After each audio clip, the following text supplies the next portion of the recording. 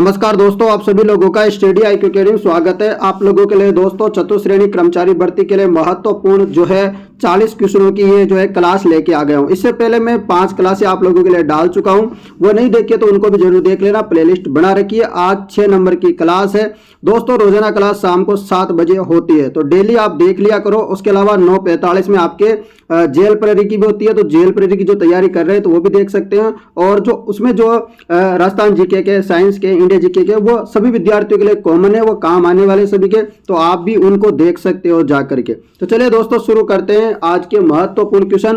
पूरी इस क्लास में 40 क्वेश्चन होंगे। पहला क्वेश्चन है, रंगमहल 1952 ईस्वी में किस पुरातत्वविद के निर्देशन में उत्खनन कार्य किया गया था? तो रंगमहल का जो है उत्खनन कार्य किसके निर्देशन में किया गया था? 1952 में ऐसा पूछा गया है, तो जवाब हो जाएगा हन्ना रेड। क्या हो जाएगा? हन्ना रेड इसका जवाब होगा। नेक्स्ट क्वेश्चन, राजस्थान के किस पुरातात्विक स्थल से अपोलोटोडस का सिक्का प्राप्त हुआ है? तो अपोलोटोडस का सिक्का कहां से प्राप्त हुआ है? तो यह रेड सभ्यता से प्राप्त हुआ है। कहां से हुआ है? रेड सभ्यता से। कहां से हुआ है? रेड से हुआ है, आपको याद रखना है। नेक्स्ट क्वेश्चन, 12 कोटड़ी नाम से कौन सा राज्य प्रसिद्ध था? 12 कोटड़ी नाम से कौन सा राज्य प्रसिद्ध था?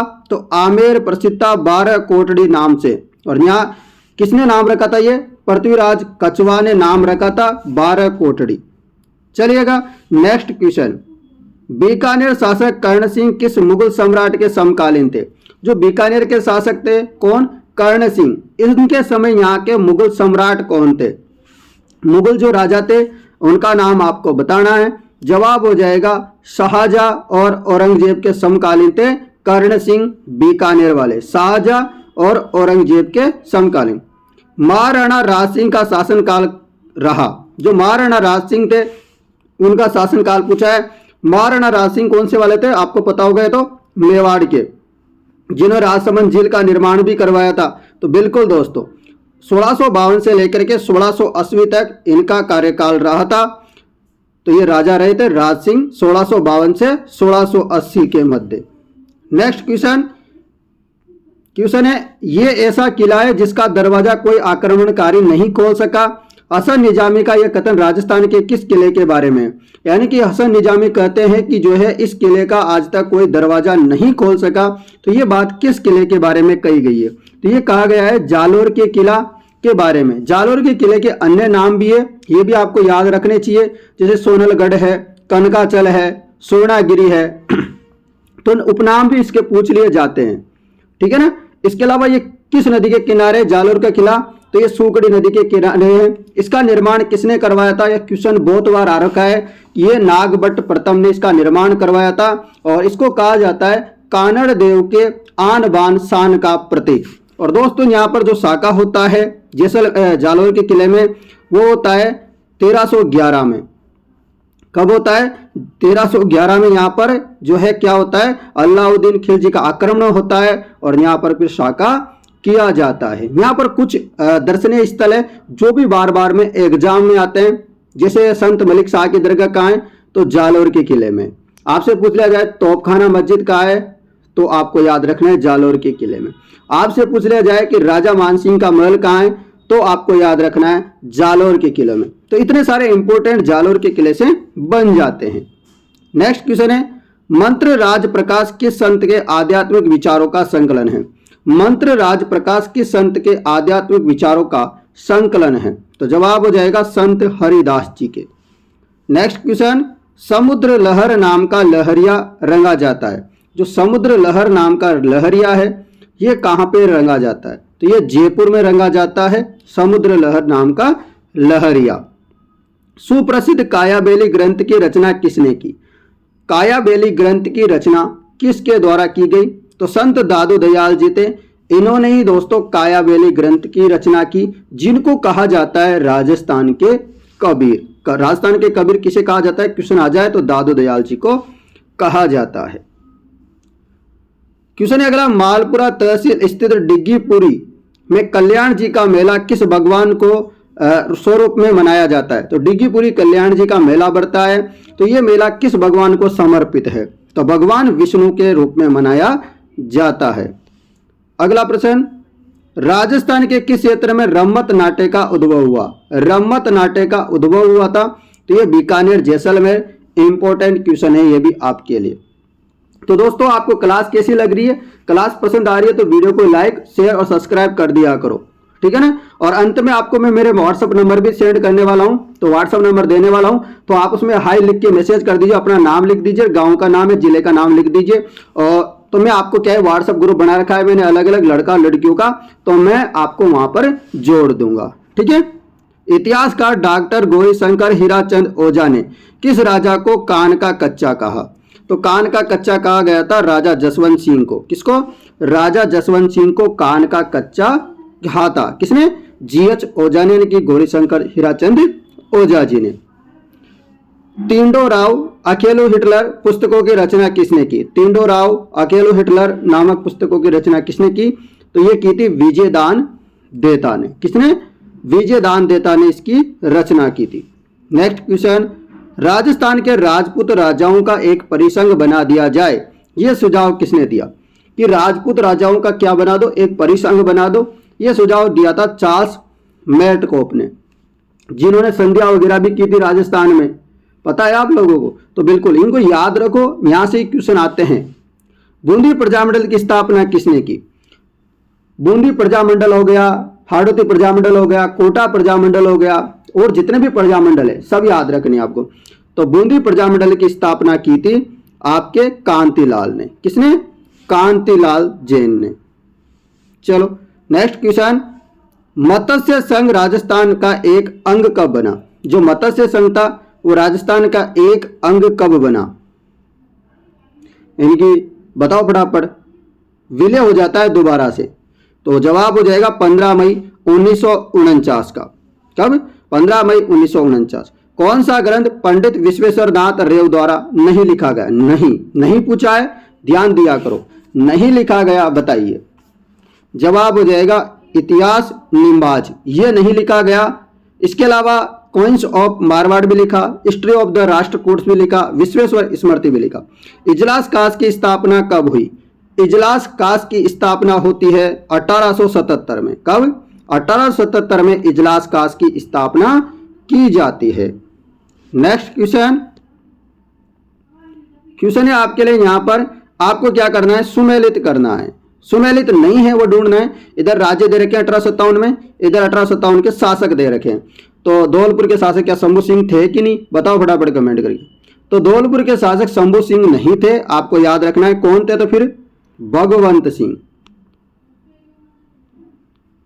भगवंत सिंह थे, आपको याद रखना है। उसके अलावा करौली के मदन पाल थे, जो कि कोटा वाले राजा थे, राम सिंह उनकी मदद करने भी जाते हैं। बांसवाड़ा के लक्ष्मण सिंह थे, कोटा के राम सिंह थे, इनकी मदद की थी करौली के मदन पाल ने। तो दोस्तों ऑप्शन नंबर 1 गलत होगा, ये आपको याद करना है। नेक्स्ट क्वेश्चन है, अलवर में नीमूचाणा हत्याकांड कब होता है? तो अलवर में नीमूचाणा हत्याकांड होता है 14 मई। 14 मई, फिर आगे डेट क्या थी? 1925 में नीमूचाणा हत्याकांड होता है अलवर में, जिसको गांधी जी ने क्या संज्ञा दी थी? दोहरी डायर संज्ञा। दोहरी डायर संज्ञा दी गई थी इसको। जो अमृतसर वाला जो कांड हुआ था ना, उससे भी विभत्स बताया था, उससे भी दुगना खतरनाक बताया था इसको। तो ये भी आप याद रखना। जबकि राजस्थान का जलियांवाला हत्याकांड हम मानगढ़ को बोलते हैं, ठीक है ना। तो दोनों में बात अंतर है। राजस्थान के वे जिले जिनकी संपूर्ण राजनीतिक सीमा पड़ोसी जिलों से सीमा से लगती है, बताओ। जवाब हो जाएगा राजसमंद और दौसा। नेक्स्ट क्वेश्चन, अरावली तथा विंध्यन के मिलन स्थल का वृंश क्या कहलाता है? अरावली और विंध्यन जो पहाड़ियां मिलती है, उन मिलन जो वृंश को, उसको क्या कहते हैं? तो उसको कहते हैं महान सीमा वृंश। क्या कहते हैं? महान सीमा वृंश। और ये अपने सवाई माधोपुर, कोटा, बूंदी वगैरह के पास में मिलता है, मतलब मेन तो सवाई माधोपुर में ही मिलता है। तो ये आपको याद रखना है। चलो अगला प्रश्न है, अरावली पर्वत से संबंधित पठार नहीं है। अरावली पर्वत से संबंधित पठार कौन सा नहीं है? चलो बताओ। तो लसाड़िया का पठार भी है, उड़िया का पठार है, बोराट का है, मालवा का नहीं है। कौन सा नहीं है? मालवा का पठार का संबंध अरावली से नहीं है। नेक्स्ट क्वेश्चन, राजस्थान के कुल क्षेत्रफल का लगभग कितना भाग थार मरुस्थल के अंतर्गत आता है? तो थार मरुस्थल में आता है 61%। आता है कि नहीं? बिल्कुल। तो 61% आता है। यहाँ पर 40% जनसंख्या निवास करती है। अगला प्रश्न, राजस्थान में बेणेश्वर त्रिवेणी किन 3 नदियों के मिलन स्थल? तो बेणेश्वर में 3 नदियों का मिलना त्रिवेणी संगम बनाता है। तो उन नदियों को कैसे याद रखोगे? तो उनको याद रखो मासोजा। क्या याद रखोगे? मा, सो और जा, ऐसे याद रखो। मापुर माई, सोपुर सोम, जापुर जाखम। तो माई, सोम, जाखम, तो ऐसे याद करो। नेक्स्ट क्वेश्चन, रूपनगढ़, मेंढा, खारी, खंडेला मौसमी नदियां किस झीलों में अपना जल उड़ेलती है? जो रूपनगढ़ है, मेंढा है, खारी है, खंडेला है, तो ये जल ला करके उड़ेलती है सांबर झील में। कौन सी झील में? सांबर झील में ये जल लेकर के आती है। ये आपको याद रखना है। प्रश्न अगला, कौन सी समवर्षा रेखा राजस्थान को 2 बराबर भागों में बांटती है? आपसे एक क्वेश्चन पूछा जाता है कि राजस्थान को 2 बराबर समान भागों में बांटती है, वो कौन सी रेखा है? तो 50 सेंटीमीटर। यदि आपसे ऐसे पूछ लिया जाए कि मरुस्थल को 2 समान भागों में कौन सी समवर्षा रेखा काटती है, तो वो 25 होगी। मरुस्थल को 2 भागों में काटे तो 25, राजस्थान को 2 भागों में काटे तो 50 सेंटीमीटर। ठीक है ना, याद करिएगा। लाल दोमट मिट्टी राजस्थान के निम्नलिखित में किन जिलों में पाई जाती है? लाल दोमट मिट्टी किन क्षेत्रों में पाई जाती है? तो बांसवाड़ा और डूंगरपुर क्षेत्रों में पाई जाती है। नेक्स्ट क्वेश्चन, राजस्थान में निम्नलिखित में जिलों में से कौन सा समूह अवनालिका अपर्दन से गंभीर रूप से ग्रसित है? अवनालिका अपर्दन मतलब जो नदियों का जो बहाव आता है उसके कारण वहां की जमीन कट जाती है, उसी को बोलते हैं अवनालिका अपर्दन। तो ये अवनालिका अपर्दन से समस्याग्रस्त कौन से जिले हैं? तो ये आपको पता होना चाहिए। धौलपुर है, करौली है, सवाई माधोपुर है, कोटा है। बिहेड़ों की रानी बोलते हैं करौली को, तो ये भी आप याद रखना। और यहाँ पर बूंदी भी कभी कभी ऑप्शन में हो तो वो भी सही होगा, क्योंकि बूंदी के भी कुछ कुछ जगह को काटती हुई आती है नदी। और नदी कौन सी है? चंबल। प्रश्न अगला, 31 मार्च 2011 की स्थिति के अनुसार राजस्थान में सर्वाधिक वन क्षेत्र पाया जाता था।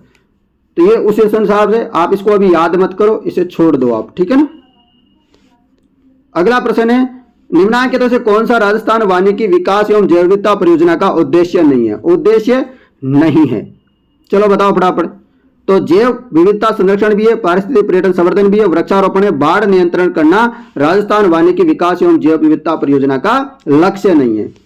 नेक्स्ट क्वेश्चन, राजस्थान में फ्लोरोसिस ग्रस्त कुबड़ पट्टी कहां है? फ्लोरोसिस ग्रस्त पट्टी, जो फ्लोरोसिस की ज्यादा समस्या ज्यादा हो जाती है शरीर में, तो फ्लोरोसिस के कारण क्या होता है? कुबड़ हो जाते हैं। शुरू शुरू में तो क्या होता है, अपने दांत क्या होते हैं? टेढ़े मेढ़े होते हैं, फ्लोरोसिस की थोड़ी बहुत मात्रा होती है।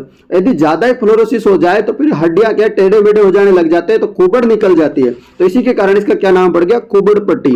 अब ये कुबड़ पट्टी कहां पर स्थित है? तो ये कुबड़ पट्टी है नागौर और अजमेर के मध्य, इसी को जो बोलते हैं कुबड़ पट्टी। चलो नेक्स्ट क्वेश्चन है, मरुस्थलीकरण का प्रसार राजस्थान के किन राज्यों की ओर हो रहा है? मरुस्थलीकरण का प्रसार इसी को बोलते हैं मरुस्थल की क्या है? चाल है। ये मरुस्थल जो है बढ़ रहा है। तो बताओ क्या हो जाएगा? जवाब हो जाएगा दिल्ली, हरियाणा, उत्तर प्रदेश, मध्य प्रदेश की तरफ ये क्या है? बढ़ता हुआ जा रहा है, प्रसार हो रहा है इसका। मरुस्थल का मार्च यही होता है। प्रश्न अगला, भारतीय कृषि अनुसंधान परिषद तथा कृषि एवं मौसम विज्ञान विभाग द्वारा राजस्थान को कितने कृषि जलवायु खंडों में बांटा गया है? तो ये 5 खंडों में बांटा गया है। कितने खंडों में? 5 कृषि जलवायु खंडों में बांटा गया है, याद रखना। अगला प्रश्न है, प्रश्न क्या है? अमेरिकी कपास नरमा, अमेरिकी कपास कौन सी? नरमा राजस्थान के किन जिलों में उगाई जाती है? जो नरमा टाइप की जो किस्में हैं कपास की, वो कहाँ उगती है? गंगानगर और हनुमानगढ़ में। कहां पर? गंगानगर और हनुमानगढ़। राठी नस्ल की गाय राजस्थान के किस भौगोलिक क्षेत्र में मिलती है? ये तो आपने पशु परिचय में भर भर के पढ़ा होगा, अब तो इसका आपको पता चल भी गया होगा। तो यह उत्तर पश्चिमी क्षेत्र में राठी नस्ल की गायें पाई जाती है। ठीक है, चलो नेक्स्ट क्वेश्चन, इंदिरा गांधी नहर मार्च 2014 तक राजस्थान में कितने भाग में सिंचाई क्षमता अर्जित कर चुकी है? क्या होगा? 16 लाख। लक्ष्य कितना है? 19 लाख हेक्टेयर का। प्रश्न है अगला आप लोगों के लिए, राजस्थान की वह कौन सी एकांकी सिंचाई परियोजना है जिसमें जल संरक्षण हेतु फव्वारा सिंचाई प्रणाली का उपयोग किया जाता है। यहाँ पर आप सीधे डायरेक्ट सिंचाई नहीं कर सकते हो, ट्यूबवेल लगा करके इंजन डाल के सोचो कि हम तो सिंचाई कर ले, ऐसा नहीं कर सकते। यहाँ फव्वारा लगाना होगा आपको खेत में जाकर के, क्योंकि यहाँ पर ये प्रावधान किया गया है। तो चलिए बताइए इसका जवाब हो जाएगा नर्मदा नहर परियोजनाएं, इसमें ऐसा किया गया है। और इससे लाभान्वित होने वाले जिले एक तो आपका हो गया बाड़मेर, और जालोर से अलग होकर के नया जिला कौन सा बन गया, सांचौर। तो सांचौर जिला और बाड़मेर जिले को लाभान्वित होते हैं नर्मदा नहर से। पहले जालोर हुआ करता था, परंतु जालोर से अलग हो गया सांचौर, तो अब जालोर नहीं होता है यदि नई किस्म के साथ अनुसार आए तो। और पुराने अनुसार पूछे तो कौन से जिले होते हैं, तो बाड़मेर और आपका जालोर हो जाएगा। तो थोड़ा सा यहाँ पर भी याद रख लेना। इस क्वेश्चन को छोड़ दो आप, ऊपर वाले को। नीचे वाला देखो कि डेगाना जिस खनन के लिए प्रसिद्ध है वो है, तो डेगाना की खान आपको पता है टंगस्टन के लिए प्रसिद्ध है। तो डेगाना भाकरी टंगस्टन खनन के लिए प्रसिद्ध है, आप लोगों को याद रखना है। तो दोस्तों ये इंपॉर्टेंट थे, मैंने आपको सारे के सारे करवा दिए। आशा करता हूं आपको ये क्लास बहुत ही अच्छी लगी होगी, और अच्छी लगी है तो आप इस वीडियो को ज़्यादा से ज़्यादा शेयर करें। और रोजाना मैं आपको मिलता रहूँगा। मेरे व्हाट्सअप नंबर बता देता हूं ताकि आप अपने व्हाट्सअप मुझे मैसेज कर सको, ठीक है ना। चलो व्हाट्सअप नंबर लिख लीजिएगा 8290372359। इस व्हाट्सएप नंबर पे मुझे मैसेज कर देना, कॉल मत करना, कॉल उठाऊंगा नहीं, करोगे तब भी आप परेशान हो जाओगे, कॉल कर करके तब भी नहीं उठाऊंगा। परंतु आप व्हाट्सएप में मैसेज करोगे, कोई भी समस्या होती है तो मैं उसका जवाब दूंगा, चाहे आपको रात के 10 बजे बाद मिले, 11 बजे बाद मिले, पर आपको जवाब मिल जाएगा आपकी समस्या का। और आप व्हाट्सएप पे मैसेज ही करना मुझे, और मैं आपको व्हाट्सएप ग्रुप में जोड़ दूंगा। लड़कों का अलग बना रखा है मैंने, लड़कियों का अलग बना रखा है। तो आशा करता हूं आप सभी विद्यार्थी जो है अच्छे से पढ़ाई कर रहे होंगे। आपको मैं हिंदी के भी, मैथ के भी, कंप्यूटर के भी सारे क्वेश्चन करवाने वाला हूं, तो आप लगातार मेरे साथ बने रहिए। मैं मिलता हूं दोस्तों अगली वीडियो में कल, तब तक जय हिंद दोस्तों, जय भारत।